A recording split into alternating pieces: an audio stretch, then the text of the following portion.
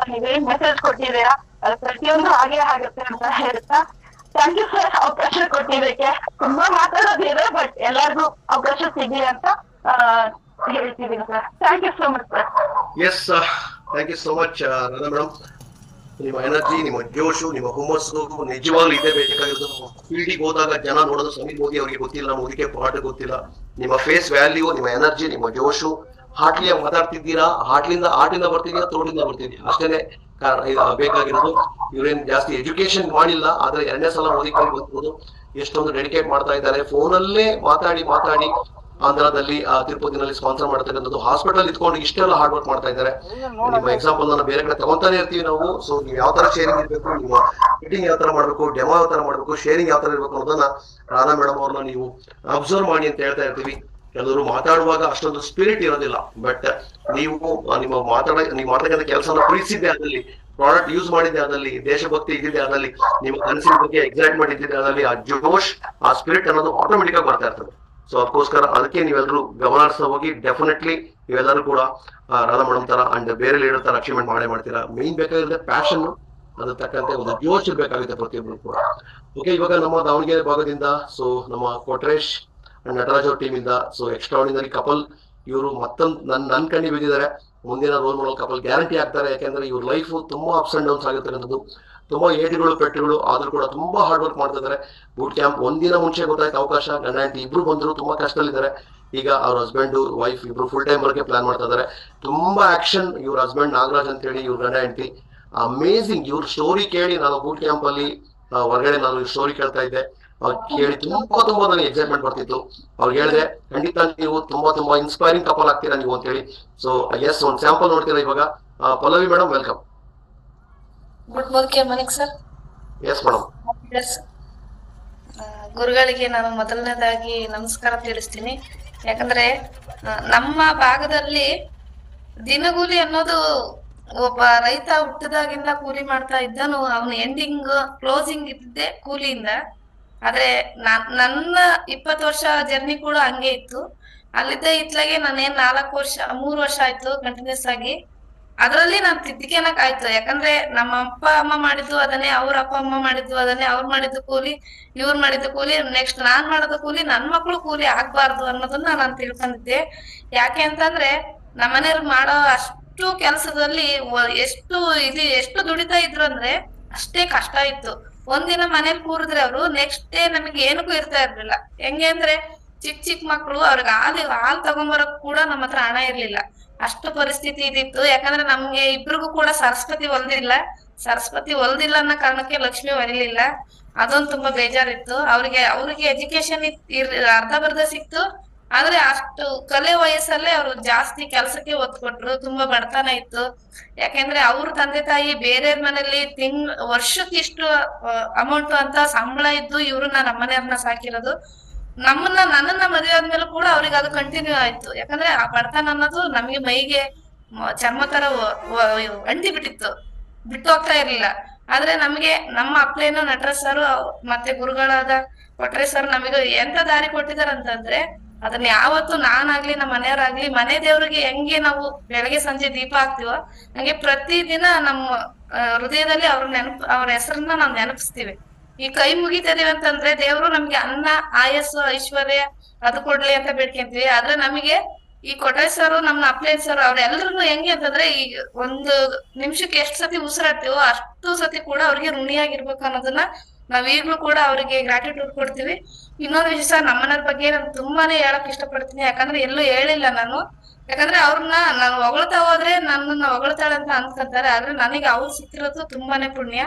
Education ಇಲ್ಲ, ನನಗೆ ಬೇರೆ ಯಾವ ಸಪೋರ್ಟ್ ಇಲ್ಲ ಅಂದ್ರೂ ಕೂಡ ತುಂಬಾ ಚೆನ್ನಾಗಿ ನೋಡ್ಕೊಂಡಿದ್ದಾರೆ. ಆದ್ರೆ ಆರೋಗ್ಯ ಸಮಸ್ಯೆ ಬಂದಾಗ ನಾನು ಮೋದಿಕೇರ್ಗೆ ಜಾಯಿನ್ ಆದೆ. ಆರೋಗ್ಯ ಸಮಸ್ಯೆ ಕಮ್ಮಿ ಆಯ್ತು. ಅಲ್ಲದೆ ಇತ್ಲಾಗೆ ನಾನು ಅದನ್ನ ಮಾಡ್ಬೇಕು, ನನ್ ತರನೇ ಇರೋರಿಗೆ ಅದನ್ನ ಪ್ರಾಡಕ್ಟ್ ತರಿಸ್ಬೇಕಂದಾಗ ತುಂಬಾನೇ ಖುಷಿಯಿಂದ ಮಾಡಿದೆ. ಆದ್ರೆ ನನಗೆ ಒಂದು ವೀಕ್ನೆಸ್ ಇತ್ತು ಸರ್, ನನಗೆ ಎಜುಕೇಶನ್ ಇಲ್ಲ. ಪ್ರಾಡಕ್ಟ್ ಮೇಲಿರೋ ನೇಮ್ ಕೂಡ ಓದಕ್ ಬರಲ್ಲ, ಒಂದ್ ಮೆಸೇಜ್ ಮಾಡಕ್ ಬರಲ್ಲ. ಅವ್ ಏನ್ ಮೀಟಿಂಗ್ ಟ್ರೈನಿಂಗ್ ಇವನ್ ಕ್ಲಾಸ್ ಕೇಳ್ತೀವ ಅದ್ರಲ್ಲಿ ನನಗೆ ಮ್ಯೂಟ್ ಮತ್ತೆ ಆಫ್ ಮಾಡಕ್ಕೂ ಬರಲ್ಲ, ಒಂದ್ ಚಾಟ್ ಮಾಡಕ್ ಬರಲ್ಲ, ಒಂದ್ ಹ್ಯಾಂಡ್ ರೈಸ್ ಮಾಡಕ್ ಬರಲ್ಲ. ಹೆಂಗೆ ಅಂತಂದ್ರೆ ನಾನ್ ಫೋನ್ ರಿಸೀವ್ ಮಾಡಕ್ಕೂ ಕೂಡ ನಮ್ಮ ಮನೇಲಿ ಕರಿತಾ ಇದ್ದೆ, ಒಂದ್ ಫೋನ್ ಬರ್ತೈತೆ ತಗೊಳ್ರಿ ಅಂತ. ಆ ತರ ಇದ್ದವಳು ಹೆಂಗೆ ರೆಡಿ ಆಗಿದ್ದೀನಿ ಅಂತಂದ್ರೆ, ನೀವು ಮೊನ್ನೆ ನಮ್ಗೆ ಒಂದು ಸೈನಿಕರದ್ದು ವಿಡಿಯೋ ತೋರಿಸಿದ್ರಿ. ಅದ್ರಲ್ಲಿ ಅವ್ರು ಕಷ್ಟ ಪಡ್ತಾ ಇಲ್ಲ, ನಾನು ನಮ್ಮ ಮನೆಯವ್ರು ಕಷ್ಟ ಪಡ್ತಾ ಇದೀವಿ. ಕಷ್ಟ ಅಲ್ಲ ಸರ್ ಅದು.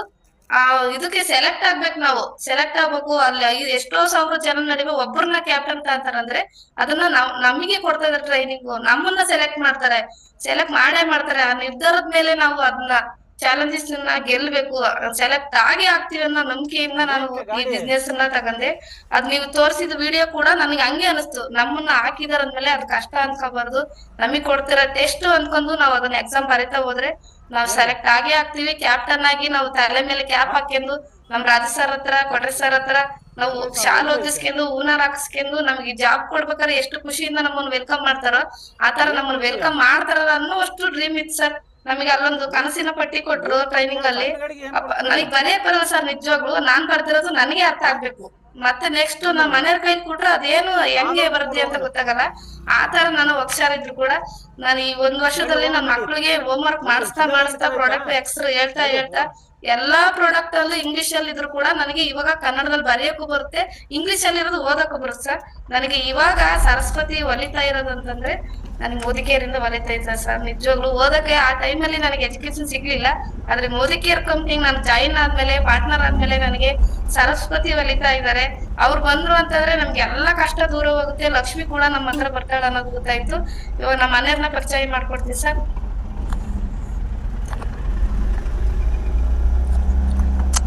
This is the power of Modicare, my dear friends. Sir, good morning, sir. Yes, Nagaraj. Sir ತುಂಬಾನೇ ಖುಷಿ ಆಗುತ್ತೆ ಸರ್. ನಿಮ್ಮ ಬಾಯಲ್ಲಿ ನಮ್ಮ ಹೆಸರನ್ನ ಕಳ್ಸ್ಕೊಳ್ಳೋಕೆ ನಮ್ಮ ಪುಣ್ಯ ಸರ್. ನಾನು ನಮ್ಮ ಮನೆಯವ್ರು ಇಬ್ರು ಪುಣ್ಯ ಮಾಡಿದ ಅಂತ ತಿಳ್ಕೊಂತೀವಿ. ಏನ್ ಹೇಳ್ಬೇಕಂತ ಗೊತ್ತಾಗ್ತಲ್ಲ ಸರ್. ಯಾಕಂದ್ರೆ ಮಾತಾಡ್ಬೇಕಂತಂದ್ರೆ ದಿನಗಟ್ಲೆ ಆದ್ರೂ ಮಾತಾಡ್ಬೇಕು ಅನ್ಸುತ್ತೆ ಈ ಕಂಪ್ನಿ ಬಗ್ಗೆ, ನಮ್ಮ ಮೋದಿಕೇರ್ ಬಗ್ಗೆ. ಆದ್ರೂ ಕೂಡ ಒಂದು ಎರಡೆರಡು ಮಾತಲ್ಲಿ ನಾನು ಶೇರಿಂಗ್ ಮುಗಿಸ್ಕೊಳ್ತೀನಿ ಸರ್. ಹೆಂಗೆ ಅಂತಂದ್ರೆ ಸಾಕಷ್ಟು ನೆಗೆಟಿವ್ ಇರೋಂಥ ಜನಗಳೇ ಜಾಸ್ತಿ ಸಿಗ್ತಾ ಇರೋದು ನಮ್ಗೆ. ಪೀಪಲ್ಗಳು, ನೆಗೆಟಿವ್ ಪೀಪಲ್ಗಳೇ ಜಾಸ್ತಿ. ಎಲ್ಲೇ ಹೋದ್ರು ಕೂಡ ಅವರೇ ಸರ್ ಸಿಗೋದು ನಮ್ಗೆ. ಅಂದವ್ರಿಗೆ ಅರ್ಥ ಮಾಡ್ಸೋದು ಕಷ್ಟ ಅಂತಂದು ನಾವು ಬ್ಯಾಕ್ಔಟ್ ಆಗ್ತಾ ಇದ್ದೆ. ಅಂದ್ರೆ ಅವ್ರಿಗೆ ಅರ್ಥ ಮಾಡ್ಸಕ್ ಆಗಲ್ಲ ಅಂತಂದೇಳಿ ಇವತ್ತು ಅವ್ರ ಬಗ್ಗೆ ನಾನು ಹೇಳ್ತೀನಿ ಅಂತಂದ್ರೆ ಅವ್ರು ಕೇಳೋ ಪ್ರಶ್ನೆಗಳಿಗೆ ಅದಕ್ಕೆ ಎರಡೆರಡು ಉತ್ತರನ ನಾನು ಕೊಡ್ತಾ ಇದ್ದೀನಿ. ಗೊತ್ತಿದ್ರು ಕೂಡ ಇವತ್ತು ನನಗೆ ಶರಣ್ ಆಗ್ತಿದ್ದಾರೆ ಅಂದ್ರೆ ತುಂಬಾನೇ ಖುಷಿ ಆಗುತ್ತೆ ಸರ್ ನನಗೆ. ಅದರಲ್ಲೂ ಈಗ ಇವತ್ತು ಒಂದು 2 ಕಡೆ ಫೀಲ್ಡ್ ವರ್ಕ್ ಮಾಡಿದ್ದೀನಿ. ನಿನ್ನೆ ಫೀಲ್ಡ್ ವರ್ಕ್ ಮಾಡಿದಂತ ವ್ಯಕ್ತಿ ನನಗೆ ಗೊತ್ತು, ಡೆಮೋ ನೋಡಿದೀನಿ, ಎಲ್ಲದೂ ನೋಡಿದೀನಿ. ನಿನಗಿನ ಮುಂಚೆ ನಿನಗಿನ ಕಲ್ತಿರೋರು ನನಗೆ ಡೆಮೋ ಕೊಟ್ಟು ತೋರಿಸಿದಾರೆ ಅಂತಂದು ಹೇಳಿದ್ರು. ಅವ್ರು ಹೇಳಿದ್ ಯಾವ ತರ ಐತೆ, ನಾನು ಹೇಳೋದು ಯಾವ ತರ ಐತೆ ಅಂತ ಅರ್ಥ ಮಾಡ್ಕೊಳ್ಳೋಣ. ಜಸ್ಟ್ ಬರೀ ನೋಡಕ್ ಏನಾಗೈತಿ, ನೋಡಕ್ ನೀವೇನು ಕಳ್ಕೊಳಲ್ಲ, ನಾನು ಏನು ಕಳ್ಕೊಳಲ್ಲ. ಹೇಳೋದು ನನ್ನ ಕರ್ತವ್ಯ ನಾನು ಹೇಳ್ತೀನಿ. ಆದ್ರೆ ನನ್ನ ಕರ್ತವ್ಯದಲ್ಲಿ ನಾನು ಬಂದಿದ್ದೀನಿ, ನಾನು ತಿಳಿಸ್ಕೊಡ್ತೇನೆ ಅಂತಂದು ಹೇಳಿದೆ. ನೋಡಿದ್ರು ಕೂಡ ಹುಚ್ಚು ತರ ಮಾತಾಡಿದಪ್ಪ. ನೀನು 20 ನಿಮಿಷ 20,000 ಮಾತಾಡಿದೆ. ನೀನು ಹೇಳೋ ಮಾತು ನನಗೆ ಅಷ್ಟು ಇಷ್ಟ ಆಯ್ತು. ಡೆಮೋ ಮಾಡಿದ ತಕ್ಷಣ ಅವ್ರು ಕುಂತಿದ್ದ ಜಾಗಕ್ಕೆ 3 ಜನ ರೈತರನ್ನ ಕರ್ಸಿದ್ರು ಸರ್. ಮತ್ತೆ ಅವರೇ ಫೋನ್ ಮಾಡಿ ಸರ್ ಬಂದಿದ್ದಾರೆ ಅಂದ್ರೆ ನಮ್ಗೆ ವ್ಯಾಲ್ಯೂನೇ ಇಲ್ಲ ಅನ್ನೋ ಜನಗಳು ಕೂಡ ಯಾರೊಬ್ರು ಸಾಹೇಬರು ಬಂದಿದ್ದಾರೆ ಅಗ್ರಿಕಲ್ಚರ್ ಬಗ್ಗೆ ಹೇಳಲಿಕ್ಕೆ, ಒಂದು 10 ನಿಮಿಷ ಬಂದೋಗಂತಂದು ಹೇಳಿ 3 ಜನ ರೈತರನ್ನ ಕರ್ಸಿದ್ರು ಸರ್. ತುಂಬಾನೇ ಖುಷಿ ಆಯ್ತು.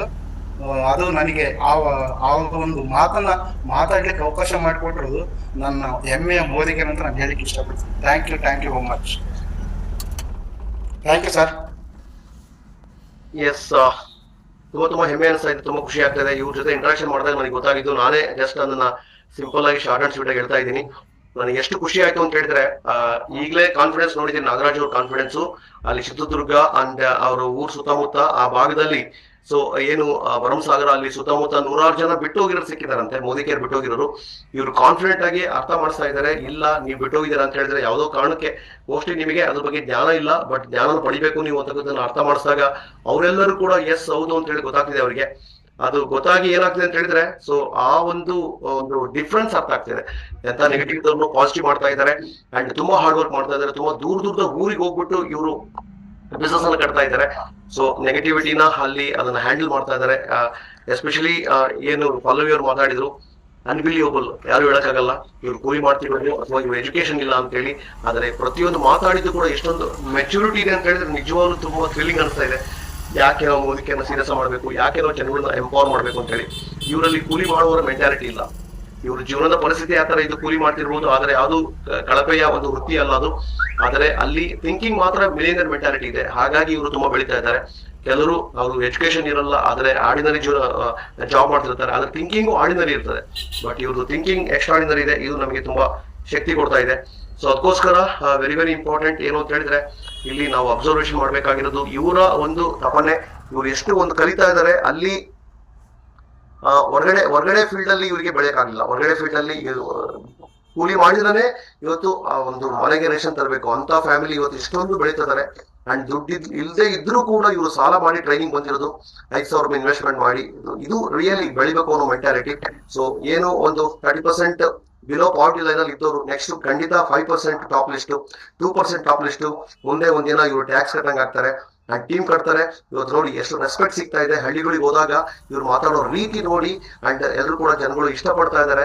ಆ ತರ ಇವರು ಸಾಹೇಬ್ರು ಸರ್ ಅಂತ ಸಂಬೋಧನೆ ಮಾಡ್ತಿದ್ದಾರೆ ಅಂದ್ರೆ ಇದೇನು ಆರಂಭ ಮಾತ್ರ. ಮುಂದಿನ ದಿನಗಳಲ್ಲಿ ಹಳ್ಳಿ ಜನ ಅಷ್ಟೇ ಅಲ್ಲ, ಅಕ್ಷರ ಇಲ್ಲ, ಮುಂದೆ ಒಂದಿನ ಬೆಂಗಳೂರಲ್ಲಿ 5 ಸ್ಟಾರ್ ಹೋಟ್ಲಲ್ಲಿ ಇವರು ಗಂಡ ಹೆಂಡತಿ ಬಂದು ಪೇಚಾನು ಅಥವಾ ಸೆಮಿನಾರು ಕೊಡ್ತಾರೆ ಅಂತ ಹೇಳಿದ್ರೆ ಆ ದಿನ ದೂರ ಇಲ್ಲ. ಸಾಕಷ್ಟು ಸ್ಟೋರಿ ಇದೆ.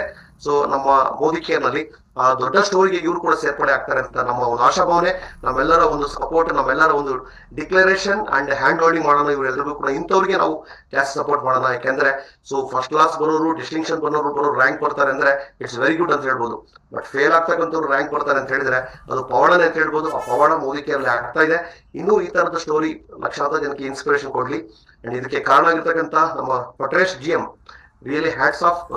ಯಾಕಂದ್ರೆ ಅವನ ಲೈಫಲ್ಲಿ ಸಿಕ್ಕಾಪಟ್ಟೆ ಏಟುಗಳು, ಪೆಟ್ಟುಗಳು, ಕಷ್ಟಗಳು ಬಹಳ ಇತ್ತು ಒಂದು ಕಾಲದಲ್ಲಿ, ಈಗಲೂ ಬರ್ತಾ ಇರ್ತದೆ. ಬಟ್ ಛಲ ಬಿಡದ ತ್ರಿವಿಕ್ರಮ ತರ ಅವನಲ್ಲಿ ಮೆಚುರಿಟಿ, ಹಾರ್ಡ್ ವರ್ಕ್ ಮಾಡುವ ರೀತಿ, ಸಿಸ್ಟಮ್ ಅನ್ನು ಎಂಪವರ್ ಮಾಡೋದು, ಒಂದು ದೊಡ್ಡ ಸಾಮ್ರಾಜ್ಯನೇ ಇದೆ ಒನ್ ಟೀಮ್ ಅಲ್ಲಿ. ಇನ್ನ ಅವರ ಸೈಡ್ ಲೈನ್ ಅಲ್ಲೂ ಸಾಕಷ್ಟು ಲೀಡ್ಗಳು ಬರ್ತಾ ಇದ್ದಾರೆ.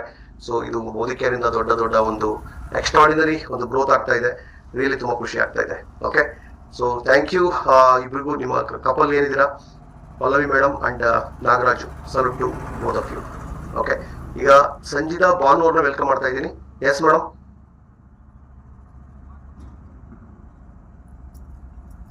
ಮೇಡಮ್ ಬೇಗ ಅಕ್ಸೆಪ್ಟ್ ಮಾಡ್ಕೋಬೇಕು.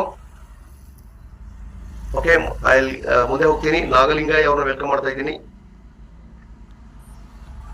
Sir good morning. ಹಾ, ಮಾತಾಡಿ ಅಣ್ಣ.